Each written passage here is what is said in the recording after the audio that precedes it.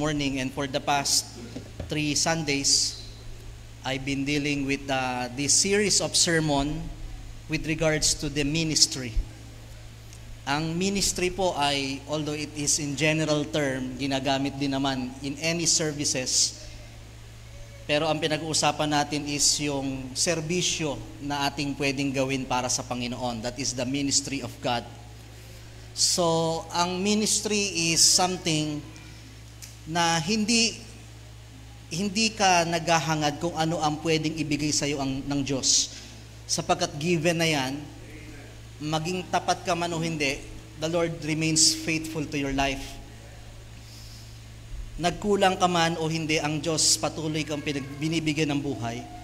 So, when we talk about ministry, ito naman yung sa lahat ng binibigay ng Diyos, ano naman yung aking pwedeng ibalik sa Kanya? Maaring we cannot see God, we cannot serve God face to face, tayo ay nabubuhay sa pananampalataya, ang paglilingkod natin ay pananampalataya. But there is this church, the body of Christ, ang iglesia, ang simbahan na iniwan ng Diyos, na kung gusto nating ipaabot ang ating malasakit at pagmamahal sa Diyos, ito ay ipapakita natin sa Kanyang katawan, sa iglesia ng Diyos, and that is the ministry. And when we are talking about the ministry, pinag-uusapan natin yung level of ministry. Ano yung antas ng iyong paglilingkod? Yung ating ginagawa, laging may grado yan, pag tayo nasa paaralan, pag tayo ay nasa trabaho. The same as true in the ministry of God. Meron tayong minimithi na antas ng ating paglilingkod. When we talk about longevity in the ministry, ito po yung haba ng paglilingkod mo sa Diyos. Nung isang araw may nakita akong post ng longevity of LeBron James. Yung iba, bata pa lang daw, nandun na si LeBron James, naglalaro na hanggang sa nag-asawa na, nandun pa rin. Ganun kahaba ang kanyang paglilingkod. In the ministry, we have this longevity in the ministry. Hanggang saan ka? Hanggang saan ka maglilingkod sa Panginoon? Ang ating terms and contract sa paglilingkod sa Diyos, it is a lifetime contract. Sa paaralan, makakatapos kayo pagkatapos ng 4 na taon, 6 na taon. Sa trabaho, magre-retire na kayo at the age of 60. Pero ang longevity ng ating paglilingkod sa Diyos, simula nung tinanggap mo siya, hanggang sa ikaw ay kuhanin ng Panginoon. At hindi lahat nakatatawid doon. Marami ang nag-umpisa, pero hindi lahat nakapagtatapos. Kaya biyaya lang po ng Panginoon yon, sapagkat kung meron bang hindi gustong matapos ang dyablo, sa lahat ng karera mo sa buhay, sabi ni Apostol Pablo, I have finished my course. Marami tayong courses na tinahak sa buhay, pero ang longest course is your Christian life. Hindi gusto ng dyablo na matapos yon. So, longevity. Sa ating mga naririto, sa mga pioneer members natin, mahaba na rin po ang ating tinawid, pero hindi pa tapos ang kontrata until God calls us home. Sa mga nag-uumpisa pa lang, malayo pa po ang inyong tatahakin. It is a lifetime encounter with God. So, merong nagpapatuloy, longevity. Pwedeng nandyan ka, may mga time na nawawala ka, nakakabalik, pero natapos mo pa rin. When you say consistency in the ministry, this is another level in the ministry. I'm sorry, rinarap up ko na kasi this is the conclusion of our series. When we say consistency in the ministry, hindi ka lang nagpapatuloy, pero pinapanatili mo yung iyong lalim, yung quality ng iyong ginagawa. Sa paaralan, maraming nagsimula, nakapagtapos naman, pero yung kanyang quality of dedication sa school, nagbago. Diba? Masipag nung umpisa, laging magaganda ang sulat. Nung pahuli, papangit na ng papangit, hindi mo na mabasa.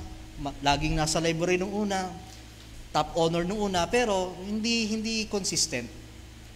Ganon din sa trabaho, sa mga bagay na pinapasok natin. So, the other level in the ministry, given na yan, lahat kayo nandito because of longevity. Kasi kung wala kayo dito, discontinuity. Nandito kayo eh. Pero ang another level that we should strive, nagpapatuloy ako, pero yung pagpapatuloy ko ba ay masasabi kong ako ay lumalago, ako ay lumalalim sa Panginoon, o yung aking apoy ay papatay na ng papatay? That is the number 2, consistency in the ministry. Consistent. Consistent tayo sa ibang bagay, consistent tayo sa ating mga career. Consistent ang Diyos sa pagbibigay ng buhay, consistent tayong kumakain, gumigising at tumutulog. God deserves consistency in the service of the Lord. The highest level is the level of intensity. Intensity, hindi ka lang nagpapatuloy, although hindi naman tayo laging intense. There is such a time as that. May panahon ng kalakasan mo, physical, panahon na sagana ka, material, mayaman ka sa oras, mayaman ka sa lakas, mayaman ka sa pagpapala. There is a given time na masasabi mong, naging moment ko to, na ginamit ako ng Diyos sa gawain, intense. Intense. Talagang ibang klase yung service mo.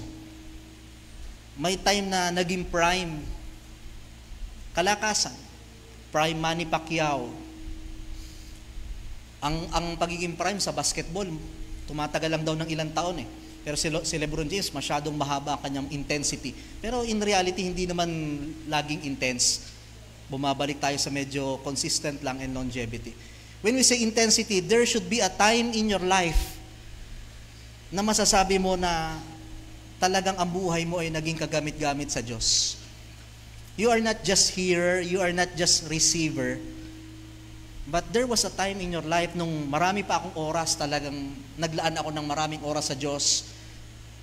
Nung ako ay marami pang lakas, nandyan ako sa Diyos. Nung ako ay marami pang pagpapalat kayamanan, naging bahagi ako sa Diyos. Intensity in the ministry. Yung iba sa atin, medyo siguro, naglilingkod pa rin sa Diyos, pero we must accept the reality, humihina na tayo. Hindi na ganun yung time natin, yung resources natin, nababawasan na. Pero dumaan sila sa time na they had been so much intense in the ministry. Yung apoy, sabi ng Panginoon, the fire shall ever be burning. It shall never go away. Huwag mawawala ang apoy. Pag medyo nawawala na yung intensity ng iba, there should be someone who will fuel the fire to keep the intensity of the ministry. Baka panahon nyo yun for such a time as this. So all of this, we are talking the ministry. We should accept and attach ourselves in the ministry sapagkat there is a long run of your life, hindi na maiwawala sa buhay mo, nasa gawain ka ng Diyos. Kung kinikilala mong anak ka ng Diyos, part na ng buhay mo yan. Part na ng buhay mo yan eh. Someday, mawawala ka na sa school. Someday, lilipat ka ng trabaho. Someday, titigil mo yung karir mo. Pero yung paglilingkod sa Diyos, hindi na mawawala sa iyo yan. At kung nandiyan ka rin lang naman, do something for God. Now, we want to end up, nag-iisip ako kagabi, ano kaya ang ating message. Ang dami ko pang naiisip sa ministry. Nung isang araw, napag-usapan namin yung mga anxiety in the ministry, yung mga lungkot-lungkot, ano bang problema sa ministry. Pwede nating pag-usapan yung solidarity or unity in the ministry, accountability, dami niyan. Pero, nais kong magbigay ng another series of message ngayon because no matter how we try to persuade you in the ministry, hanggat wala tayong malalim na dahilan, mahirap gawin ang isang bagay. So tayong lahat ay tumayo and we will read the book of Psalm chapter 116. Last time we had our IBMA meeting and I heard this sermon. Sabi ko magandang i-share to and I just add some of it. Psalm 116, basahin natin verses 1 to 12. Okay. Psalm chapter 116.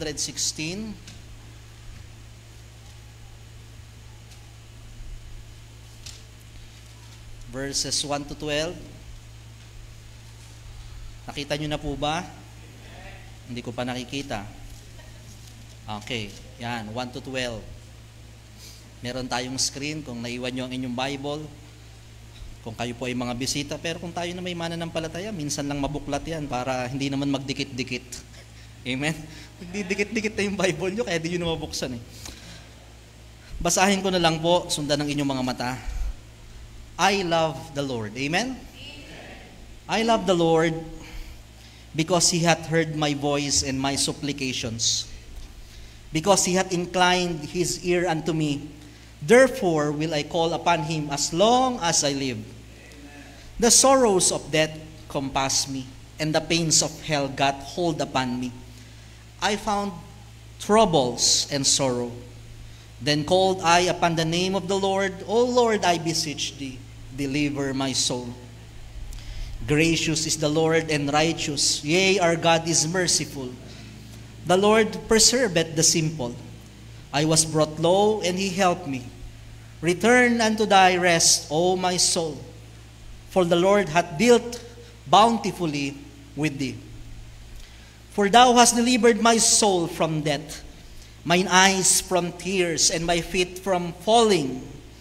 I will walk before the Lord in the land of the living. I believe, therefore have I spoken, I was greatly afflicted. I said, in my haste all men are liars. And on verse 12, what shall I render unto the Lord? What shall I render unto the Lord for all His benefits toward me? Ano ang aking maibabayad sa Panginoon sa lahat ng kabutihan na ipinagkaloob niya sa akin? For our new series of message, we will study about the art of thanksgiving. The art of thanksgiving. Tayo po ay manalangin. Ama naming Diyos, sa umagang ito kami po ay nagpapasalamat sa buhay na ipinagkaloob niyo po sa amin. Napakabilis ng panahon. Salamat Panginoon sa kalakasan. Bagamat minsan ay may karamdaman, pero salamat Panginoon sa inyong kagalingan. Lahat ng aming ginagawa sa araw-araw, ito po Panginoon ay patungo sa iisang layunin para kami ay mabuhay. Nag-aaral para magkatrabaho, nagtatrabaho para magkapera. Kailangan magkapera para may makain, kakain para mabuhay. All of this because of life. Pero salamat, anuman ang aming pagsusumikap, we acknowledge na kayo pa rin nagbibigay ng buhay. Kaya Lord, may we not take for granted the gift of life. Ang buhay na binabayaran ng iba ngayon na nasa ospital, mabuhay lang. Pero kami ay naririto. Lord, sa aming panibagong serye ng pag-aaral, bigyan niyo po kami ng puso na mapagpasalamat. It seems nowadays, madaling mag-complain. Madaling maghanap ng wala. Madaling tingnan ang mga madidilim na nangyayari. Ang kalungkutan. Help us, Lord, to master the arts of thanksgiving. Paano kami magiging mapagpasalamat pa rin sa mga gantong panahon ng aming buhay? Kaya Lord, sa umaga pong ito, sama-sama niyo po kaming kausapin. Maging kalakasan po ang mensaheng ito. Ang lahat pong ito ay aming nadalangin sa matamis pangalan ni Jesus. Amen and amen. Please be seated. Makikihingi ako ng tubig. Nasaan yung aking cupbearer? Okay. Si Chano, makikibawasan ng echo, ano? Okay, the art of thanksgiving. As I said, we talk about the ministry, yung longevity, papaano ka tatagal, yung consistency, papaano ka mas lalalim pa sa Panginoon, yung intensity, paano ka mas lalong magiging mainit. All of that, we exert effort. Naglalaan ka ng oras, lakas, resources, we exert effort. And unless we have the motivation and deep reason, we will not exert effort. Malibang makita mo yung ano yung aking pakinabang, malibang mabigyan ka ng malalim na dahilan, ba't ako mag-e-effort, ba't ako pupunta dyan, ba't ako maglalaan ng oras, bakit ako gagastos? Hindi natin gagawin yung mga bagay na yon. Kaya minsan nga pag pumapasok tayo sa mga bagay-bagay, tinitingnan natin, I will give my life, I will exert effort, what will be my benefits? What will be my reason and motivation? And I think the very best motivation sa ating mga ginagawa is to see the goodness. Nag-e-effort ka sa trabaho. Tinitingnan mo, ano bang mapapala ko sa trabaho? May maganda bang mangyayari sa buhay kong ito? Nag-e-effort ka sa iyong kurso. Ano bang mapapala ko dito? And in the ministry, ganun din. It's hard to have longevity, consistency, intensity unless we see the outcome, the great motivation. And katulad po sa secular, the great motivation is unless you see the goodness of God. Mahirap gawin yung ministry yan, malibang makita mo na nagiging mabuti pa rin ang Diyos sa buhay mo. Kasi ang isa sa kadahilanan, bakit wala ng longevity, bakit hindi na nagpapatuloy yung iba, when they start to doubt that God is good. Pag nagsimula na sa iyong isip na pumasok na, ganun din naman, maglingkod at hindi, parehas din naman. Ano ba ang kapalit ng aking paglilingkod? Ganito ba ang nangyayari? Kaya nga, malibang mamotivate ka uli na mabuti pa rin ang Diyos sa buhay mo. Kahit anong pangaral na do something for God, you will not do something because hindi mo alam bakit mo gagawin. That's why this morning, yun yung gusto nating ibalik, yun yung gusto nating mas palalimin pa sa ating buhay. How to be thankful in this life that seems sorrowful. Papaano bang maging mapagpasalamat kahit minsan parang napakahirap? Sapagkat alam nyo, mahirap maging tapat kung wala kang pusong mapagpasalamat. Hindi mangyayari yon. Hindi ka mag-grow, kaya kahit anong preaching, kahit anong motivation, hindi mo ma-push ang sarili mo. Because you cannot understand the goodness of God. Mas lamang ang iyong mga negatibong nakikita sa buhay kaysa sa mga positibo. Mas marami kang hinahanap kaysa sa nakikita mo ang mga bagay na nasa iyo na.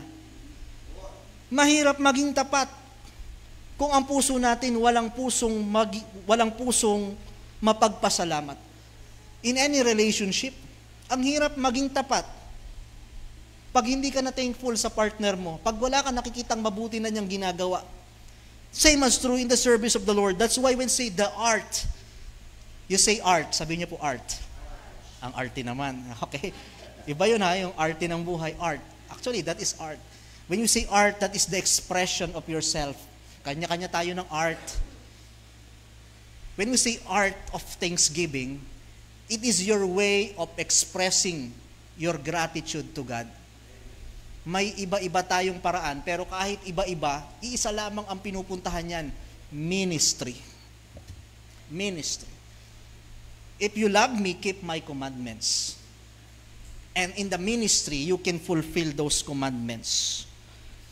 There are reasons for thanksgiving. Why do we need to understand and master the art of thanksgiving? Bakit natin kailangang matutunan? Unang-una, it is for our reflection. Reflecting something that what you are and thank God for. The art of thanksgiving, nag-uumpisa yan sa pagbabalik tanaw sa ano ba yung mga nagawa ng Diyos sa iyong buhay. Alam nyo, ang Diyos sumasagot ng panalangin. Minsan, hindi man yun yung gusto natin, pero madaming sinasagot ang Diyos na panalangin. Kaya lang, imbis na mag-reflect tayo, you stop for a moment to think of those things that you prayed for. Nakafocus na agad tayo, Lord, ito pa, may marang paparating pa, may babayaran pa, may sakit pa dito. Hindi na natin nabibigyan ng moment yung ating sarili na magmuni-muni na ang Diyos may ginawa. Kababayad lang nito nating katapusan ng mga bayarin, iniisip na naman natin, malapit na ang katapusan. We don't reflect of the goodness of God. The art of thanksgiving is, bago ako humingi, titingnan ko muna, may binigay ba talaga? Kasi hindi ka lalapit sa isang tao na ang daming beses mo nang nangungutang pero walang binigay. Right? Siguro sa isa, dalawa, pipilit ka pa. Pero pagka yung talagang paulit-ulit, wala namang, kahit anong lapit ko dito, wala tong binigay. Pero pag alam mong meron, nagbabaka sakali ka. And kung makikita mo lang, na bagamat may minsan ang Diyos may mga dinelay sa buhay mo, pero kung makikita mo lang na ang Diyos may ibinibigay, sumasagot sa iyong panalangin, babalik ka sa Diyos. Maraming tao ang hindi na bumabalik sa Diyos sapagkat hindi nila nakikita yung mga bagay na yun. The art of thanksgiving is first you need to reflect. Di ba? May dumating sa'yo pero nakatingin ka na agad sa iba. Ikino-compare mo na agad. Di ba? Nandito kami sa may parang beach. Sila nasa Boracay Beach. Mas maganda yung suns doon. Di ba? You live with the moment. Kung ano yung binigay muna sa'yo, ipagpasalamat mo. Reflect. Reflect with the goodness of God. Yun yung maganda na kailangan may pagbabalik tanaw ka. Kasi kung meron kang reflection, mahirap kasi yung reflection. Minsan may amnesia tayo pagdating sa ganyang bagay. Tanungin nyo ang inyong mga sarili o ang katabi nyo, anong prayer request mo? Ang dami. Tanungin mo, anong thanksgiving mo? Buhay. Ikaw mo na, syempre, ano pa doon? Ang hirap balikan. Ang hirap balikan nung dapat ipagpasalamat. Even in little things. If you have the power for reflection, you will have the motivation. Ay gaganahan ako ngayon. Hihingi uli ako. Sapagkat alam kong ang Diyos, hindi nagkulang sa aming buhay. You are motivated because of the goodness of God. That is the motivation. So kung meron kang reflection, that is the blessing of thanksgiving. Naaalala mo ang kabutihan, mas napupush ka sa kabutihan ng Diyos motivation. And then for sanctification, mapapalapit at mapapalapit ka sa Diyos. Because the more you see the goodness of God, the more you draw to Him, the more na nananalangin ka, the more na nagtitiwala ka, the more na napapalapit ka sa Diyos. And kabaligtaran yan. Pag nawala yung ating art of thanksgiving, hindi natin naasahan ang ating sarili, mas napapalapit sa Diyos. And the blessing of thanksgiving is for glorification. Napaparangalan ang Diyos. Hindi naman ang Diyos ay talagang sabihin nating naghahangad ng ating papuring sobra-sobra. Sapagkat kung tutuusin, kung papuri lamang, merong millions of angel ang Panginoon na laging nagpupuri sa Kanya. Pero napupuri ang Diyos pag ang Diyos lumalabas sa bibig natin, mabuti ang Diyos, hindi kami pinabayaan, nagkasakit man pero nakalabas kami ng ospital, nabibigyan mo ng glory ang Diyos with the art of thanksgiving. Kabaligtaran. Pagka puro negatibo, puro pagkukulang, pagdududa, di ba? Nawawala yung honor and glory ng Diyos. Hindi nawawala sa Kanya, pero sa atin yung paglalaan. Nabibigyan natin ng pagpupuri ang ating Diyos. Alam mo, ang Diablo, marites din yan eh. Hindi man siya everywhere, pero matalas ang pandinig ng Diablo. Pag ang laging naririnig ng Diablo sa buhay mo, negatibo, lalo ka pang sususulan yan, ay siya nga man din. Di nga. Alam nyo, ang Diablo hindi omniscient, hindi siya all-knowing, hindi niya kayang basahin ang iyong boses, ang iyong puso, ang iyong ano. Pero malakas ang pandinig. Kaya nalalaman ng Diablo ang problema mo, pinapahalata mo, pinaparinig mo. And it attracts the devil. Kahit ang buhay mo magulo, pero ang lagi mong sinasabi, mabuti pa rin ang Diyos. Makakaraos. Para kang may mosquito repellent, hindi ka lalapitan masyado. Ang hirap masyado namang positive ito. Hihintayin ko, pag bumagsak na ang spiritual life niyan, dyan ako papasok. Maganda yung ang buhay natin, laging meron tayong words of honor to God. Yan po yung blessing. Kaya nga sabi, what shall I render unto the Lord? For all the benefits. Alam natin yung benefits. Marami sa inyo, naghihintay na ng benefits sa senior. Alam nyo na yung benefits. Ano ba ang benefits pag nagpag-ibig ako? Ano ba ang benefits pag nag-GSIS? Ano ba ang benefits sa insurance na yan? Ano bang benefits sa trabaho? In every organization, lagi nating tinatanong din naman yan. Ano yung aking maibibigay, di ba sa trabaho? Pero dapat sabihin mo anong benefits. after we exert effort. Ano ang benefits natin sa Panginoon? Alam nyo, yung mga simpleng bagay, yung halimbawa, ito mga kabataang ito, yung halimbawa si James, pansinin lang ng kanyang crush, di ba ang laking bagay na nun? Pansinin ka lang. Yung pa kayang makarelasyon mo. Abay.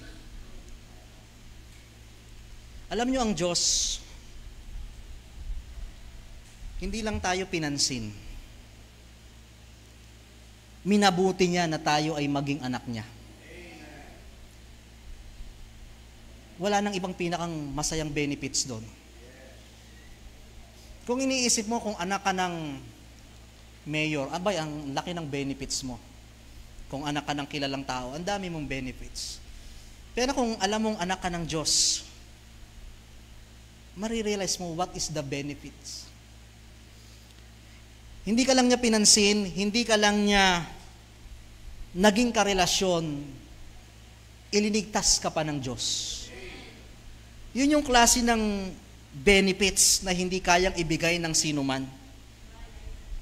Yung buhay, lahat nakikinabang sa Diyos. Alam nyo ang Diyos, lahat nagbe-benefit sa Diyos. Unang-una, lahat naman may buhay. Nasa Diyos ka o hindi, Kristiyano ka o hindi, lahat may buhay. Nasa Diyos ka o hindi, lahat nasisikatan ng araw. Lahat nalalagyan ng ulan. Lahat nakakaramdam ng mga shades ng puno. Yung buhay, lahat may benefits. Pero may kakaibang benefits sa anak ng Diyos. Yung buhay na walang hanggan. Yun ang pinakang matinding benefits na meron ng isang mananampalataya. Na hindi ka lamang merong insurance, meron ka pang assurance. Kasiguraduhan ng kaligtasan mula sa Diyos. Yung mga insurance, nauubos din yan. Kung ano man, alam nyo, ang insurance, maganda po yan, dapat meron tayo, pero nauubos din yan. Pero yung assurance, yung kasiguraduhan ng kaligtasan sa Diyos, hindi po nauubos yan. Yung insurance, yun yung iiwan mo pag namatay ka. But listen to this, yung assurance, yun yung dadalhin mo pag namatay ka. Hindi naman tayo lahat may insurance. Yung pag namatay, may maiiwang yung iba utang pa nga ang iiwanan. Wala ka mang maiwan, ang mahalaga, may madadala ka pag namatay ka. Ano lang ang kayang dalhin ng tao pag namatay? Kahit isama mo sa libingan yung mga sasakyan, hindi mo madadala yan, hanggang hukay pa rin yan. Ang madadala mo lang, yung pananampalataya mo na tinanggap mo ang Diyos bilang tagapagligtas. Maraming benefits, pero dun pa lang Yun yung benefits na kahit anong kuhanin mong mga bagay sa mundong ito, kahit anong kumpanya pa yan, walang makapagbibigay ng buhay na walang hanggan. Alam niyo yung mga insurance, mga kung ano-ano, minsan hindi nyo pa dama kasi hindi nyo pa naman nakukuha. Diba? Ganun tayo Kuya Abra, no? Pero yung mga maiiwanan, dama nila yon. Yung salvation, hindi natin ma-appreciate kasi wala pa Pero kung ang tao nag-aasam ng buhay, madagdagan, extension, what is life? What is 1 year, 2 years, 2 months compared to eternal life? Yun ang benefits natin sa Panginoon. Ano ang aking ibabayad? Sabi sa Tagalog, parang hindi kasi maganda yung ibabayad. Kasi wala tayong pwedeng ibayad sa Diyos kasi wala naman tayong puhunan. Lahat ay pautang lang, galing sa Diyos yan. Pero sabi sa Tagalog, ano ang aking babayad? Gawin na lang natin ano ang aking maibabalik. Ano ang aking maibabayad? Ang problema doon sa iba,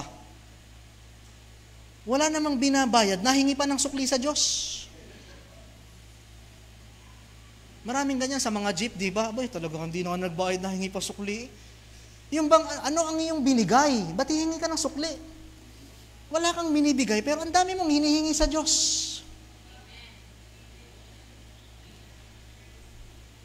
Ang dami mong gustong withdrawin, wala ka namang diniposit. Ano ang aking ibabalik? Kasi hindi pwedeng ibigay mo ang isang bagay na hindi sa'yo. Pinahiram ko si Ace ng kaldero. Pagbalik, hindi niya pwedeng sabihin, bigay ko na lang sa'yo. Anong bigay? Akin yan.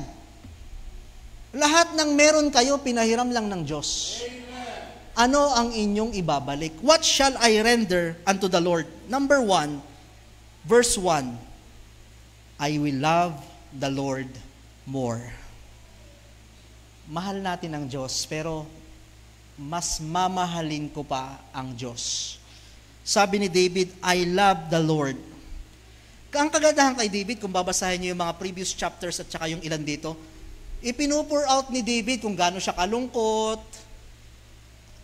iniwanan siya, may mga problema siya, naging miserable rin ang buhay niya. Ipinupur out ni David yun eh. Pero bandang huli, instead na mag-dwell si David sa napakaraming naging problema at pagsubok, mas binibigyan ni David ng pansin yung mga pagkabutihan ng Diyos sa kanyang buhay. Kaya imbes na si David lumubog sa kalungkutan, ano ang nasabi ni David? I love the Lord. Ano ang pwede mong gawin para sa Diyos?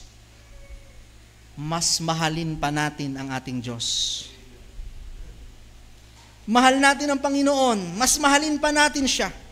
Kung yung mga tao na hindi natin maramdaman minsan ang pagmamahal, namamalimos ka ng pag-ibig, minamahal natin, ang Diyos pa kaya na alam mong lubos kang minahal?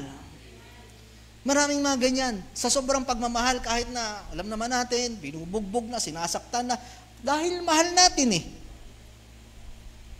Anong ginagawa ng Diyos sa iyong buhay para hindi mo siya mahalin? We should love the Lord more. Kaya nga sabi ng awitin, the longer I serve Him, the sweeter it grows. Mas tumatagal, mas lumalalim yung ating pagmamahal sa Diyos. Sapagkat mas nakikita mo kung papaanong paulit-ulit na nangyayari ang kabutihan ng Diyos sa buhay mo. The more you experience Christ, the more you love Christ. I will love the Lord more. Every year, we expect for more.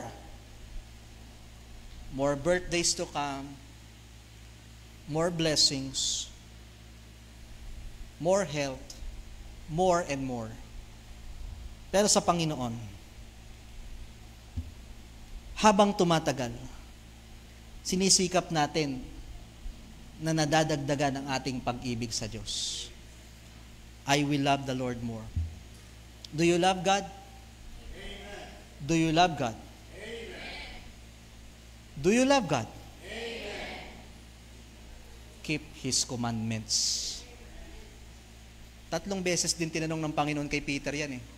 Peter, lovest thou me? Mahal mo ba ako? Mahal mo ba ako? Love the Lord more.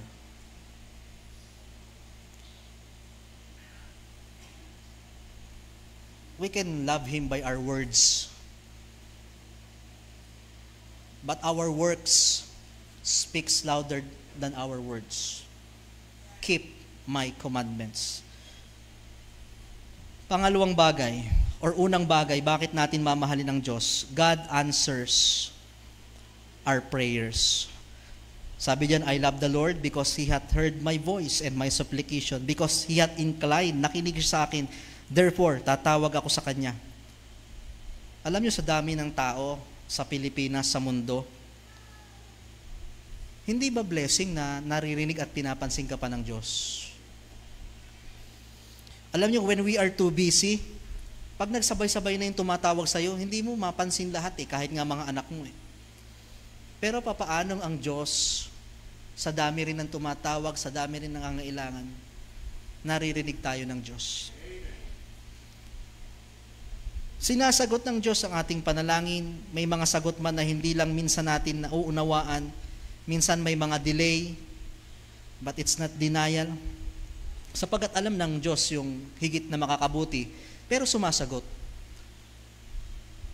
Parang ang mga magulang, di ba? Pag may hinihingi, Si Amir, humihingi halimbawa, naku, nagpabili na naman ng slime ba yun? Yung mga madidikit na kahapon. Pero minsan may mga time na kahit anong gustong ipabili, ang sagot natin, hindi pwede yan. Pero sumagot yun. Sumagot.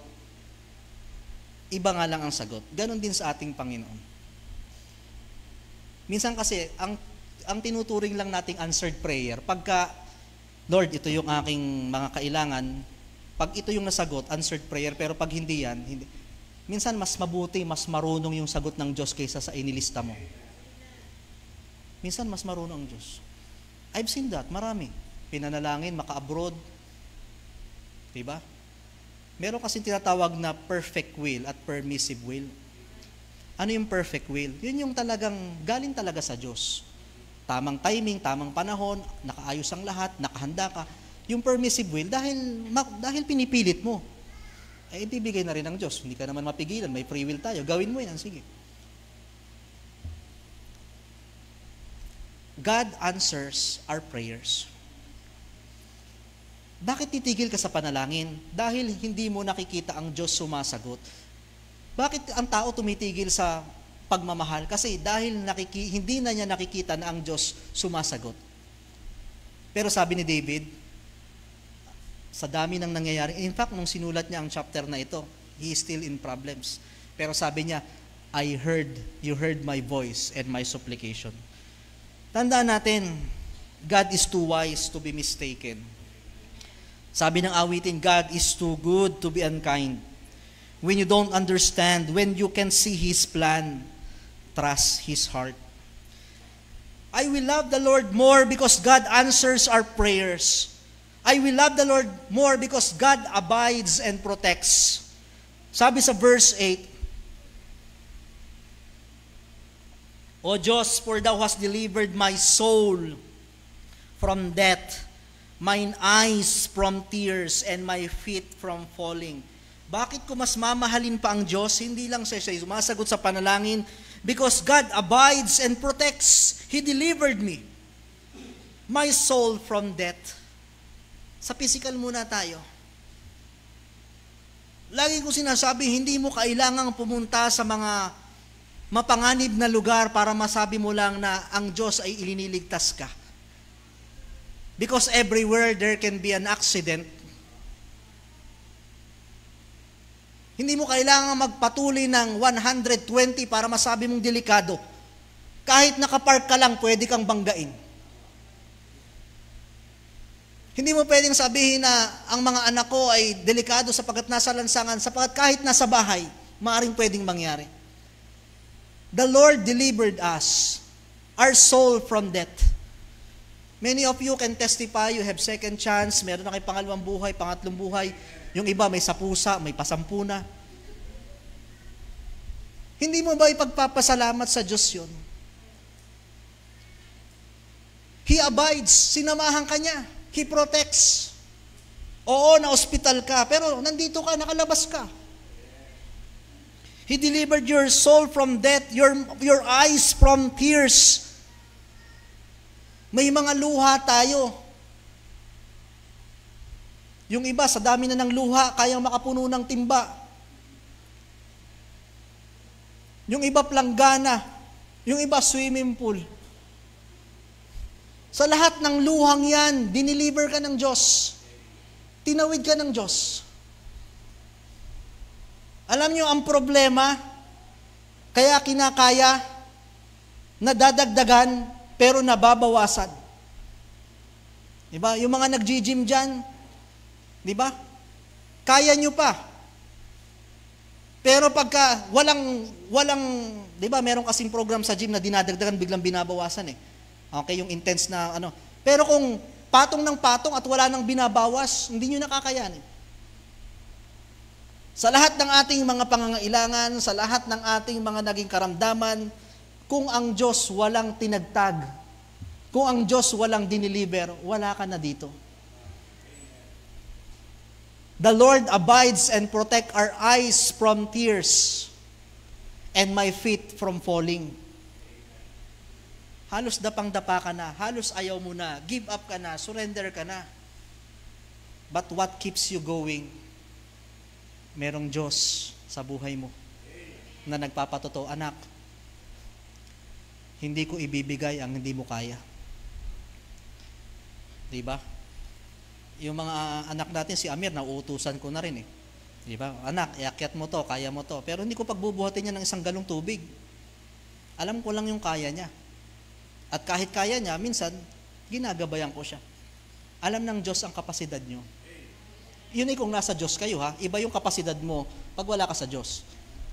Pero kung kasama mo ang Diyos, alam ng Diyos ang kapasidad mo. Minsan at the nick of time, parang hindi na natin kaya, parang hindi natin alam ang gagawin. Pero yung number 3, napakaganda. God always provides. Amen? God always provides.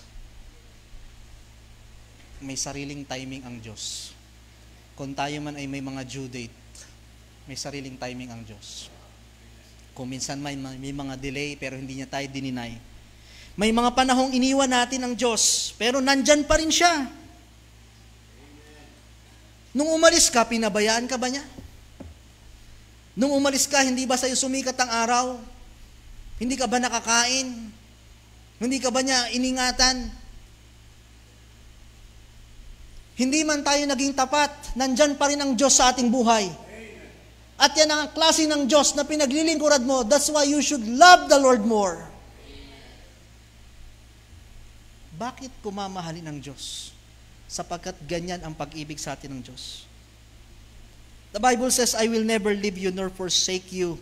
God always provides. Sabi dito 7, return unto thy rest, O my soul, for the Lord hath dealt bountifully with me.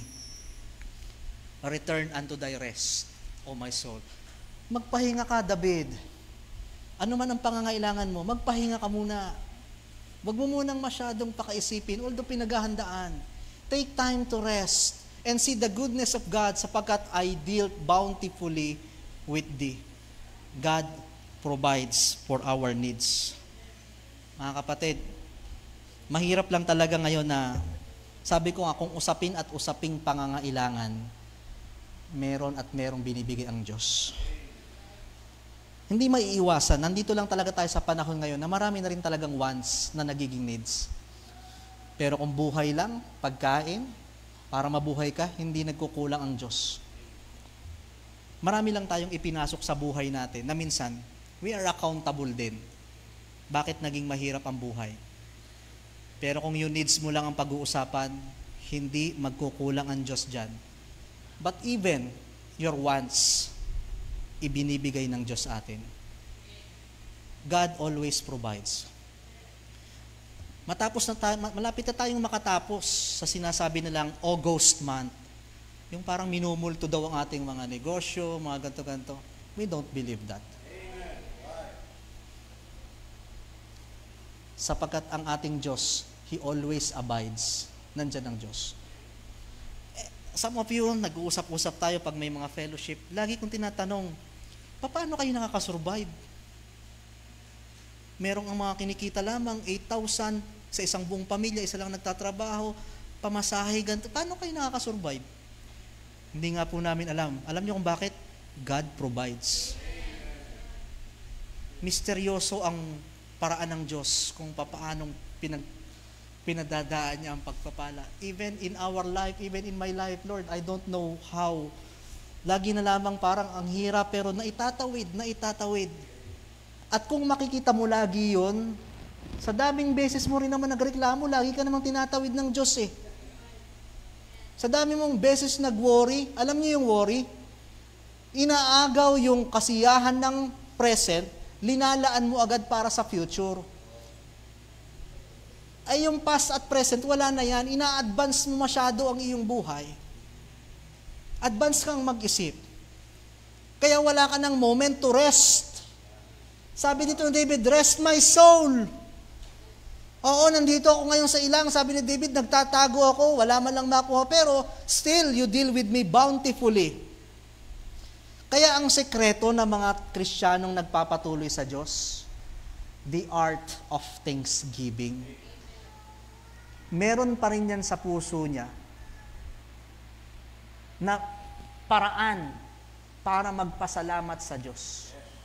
Kahit may karamdaman yan, kahit bumagsak yan, kahit namatayan yan, kahit, bakit yung mga taong ito'y nagpapatuloy? Parehas lang naman may problema. Nansa sa church ka at wala, parehas lang naman may problema yan. But what keeps you going? Because I love the Lord and I will love the Lord more. Kaya, every time that you will do something to God, every time na gagawa kayo ng isang bagay para sa tao, what motivates you? Utang na loob, mahal niya rin kasi ako, may benefits kasi. Every time you will go to church, you will give to church, you will spend your time.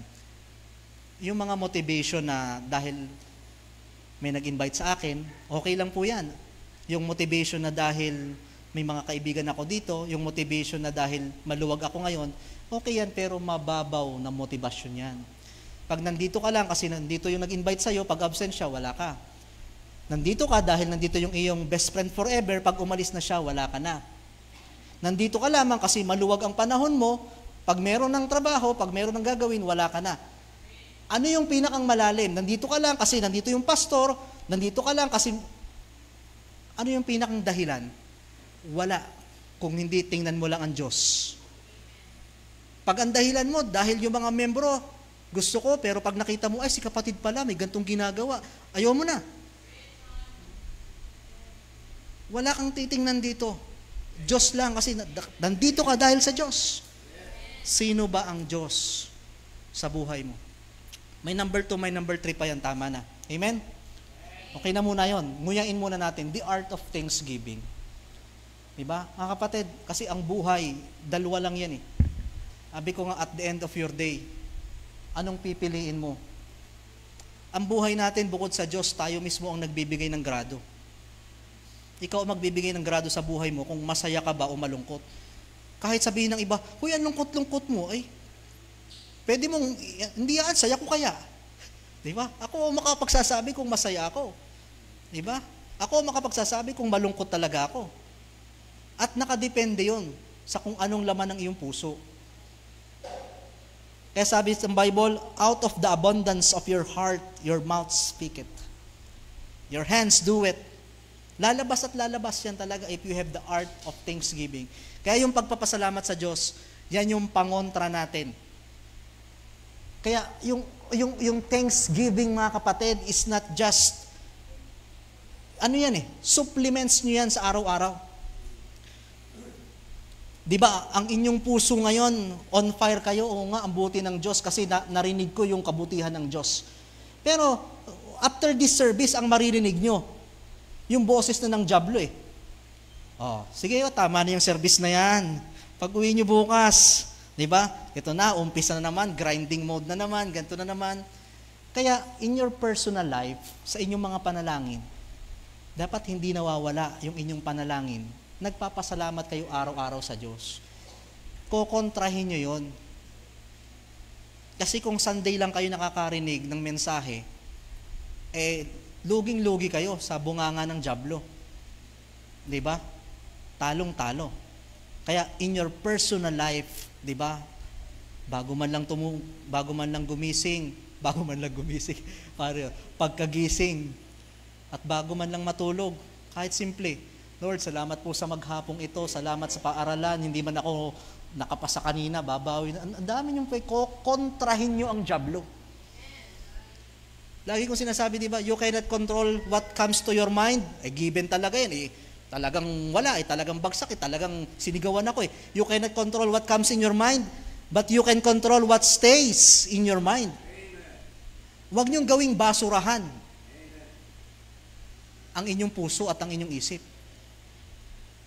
I-assort niyo. Non-biodegradable, degradable. Huwag niyong hayaang batuhan kayo ng batuhan ng diablo. Ito, pwede to, okay lang ito. Pagsubok ito. Pero ito mga ito, tagtagin ko na to. Ang itira niyong lahat, the art of thanksgiving.